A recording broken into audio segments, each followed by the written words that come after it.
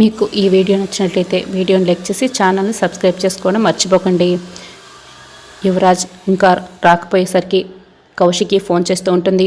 యువరాజ్, మీరు తొందరగా వచ్చేయండి, మేము ఈలోపు ప్రాణ ప్రతిష్ఠ పూర్తి చేసేస్తాం అని కౌశికి చెప్తూ ఉంటుంది. ఎందుకంటే మీరు రావడం లేట్ అయిపోతుంది కదా, దుర్ముహూర్తం కూడా వచ్చేస్తుంది, మేము దుర్ముహూర్తం వచ్చేలోపు ప్రాణ ప్రతిష్ఠ పూర్తి చేసేయాలి, మీరు వచ్చేయండి అని కౌశికి చెప్తూ ఉంటుంది. వీళ్ళనంత త్వరగా అని కౌశికి ఫోన్ పెట్టేస్తూ ఉంటుంది. ఆల్రెడీ యువరాజ్ కార్ డ్రైవ్ చేస్తూ కమలాకర్ సీట్లో కమలాకర్ కూడా పక్కనే కూర్చొని ఉంటాడు. యువరాజ్ చాలా ఆందోళన పడుతూ ఉంటాడు. అక్కడ ప్రాణ ప్రతిష్ఠ పూర్తి చేసేస్తున్నారంట బాబాయ్. ఒక్కసారిగా ప్రాణ ప్రతిష్ఠ పూర్తి అయిపోయిందంటే నిమజ్జనం రోజు వరకు విగ్రహాన్ని కదపడానికి ఉండదు.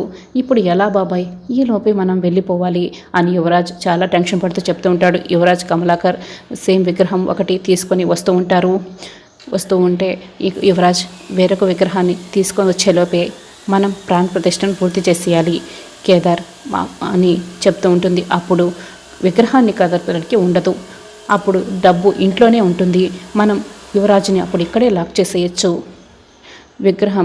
విగ్రహంలోనే డబ్బు ఉంటుంది కాబట్టి యువరాజుని ఇక్కడే లాక్ చేసేయచ్చు అని దాత్రి కేదార్లు ఒకరికొకరు కుంకుమ బొట్టు పెట్టుకుంటూ ఉంటారు, మెల్లగా మాట్లాడుకుంటూ ఉంటారు.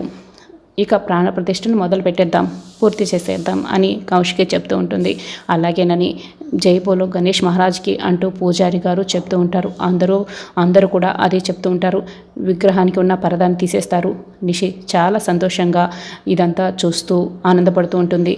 అప్పుడే యువరాజ్ ఆగండి అంటూ విగ్రహాన్ని తీసుకొని పరుగులు పెడుతూ అక్కడికి వస్తూ ఉంటారు. ఆలోపే ప్రాణ ప్రతిష్ఠ పూర్తయిపోయి ఉంటుంది. అదేంటి ప్రాణ ప్రతిష్ఠ పూర్తయిపోయిందా అంటే ఇంకా డబ్బు లాక్ అయిపోయినట్లేనా అని యువరాజ్ చాలా ఆందోళన పడుతూ ఉంటాడు. ఇప్పుడే ఆట మొదలైంది యువరాజ్ అని దాత్రి మనసులో యువరాజ్ని చూసి అనుకుంటూ ఉంటుంది. రాబోయే ఎపిసోడ్లో ఏం జరగబోతుందో తెలుసుకోవాలనుకుంటే ఛానల్ సబ్స్క్రైబ్ చేసుకొని సపోర్ట్ చేయడం మర్చిపోకండి. Thanks for watching.